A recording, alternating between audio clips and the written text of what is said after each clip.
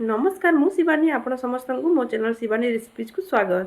वर्षा दिन में ठंडा खासी तो समस्त को होता है।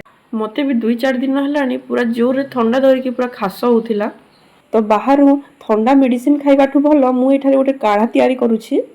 जब भी मत ठंडा खास हुए मु सब बेले यही काढ़ा तैयारी करे आ दिन को 2-3 थर पीदेले मो ठंडा ठीक हो जाए। तो ये काढ़ा बनाया मुझे नहीं तुलसी पत्र अदा लवंग गोलमरीच आ गोटे सिनेमन ये सब को भल भाव आम छेची नवा।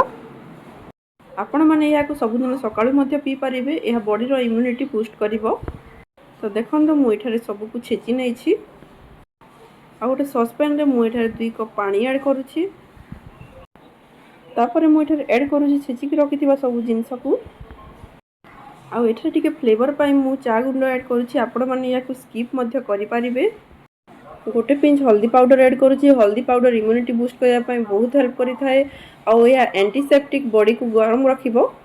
तापर मुझे टिके गुड़ ऐड कर दूची टेस्ट पाई। आपण मैंने टिके चीनी हल्का ऐड करि परिबे एथिरे और या 3 ରୁ 4 मिनिट बॉयल कर नेबे लो फ्लेम रे, जहाँ द्वारा कि अदा सब जिनिस आम पकईछु सबूर रस बाहरी की एथिरे मिक्स हो जिवो।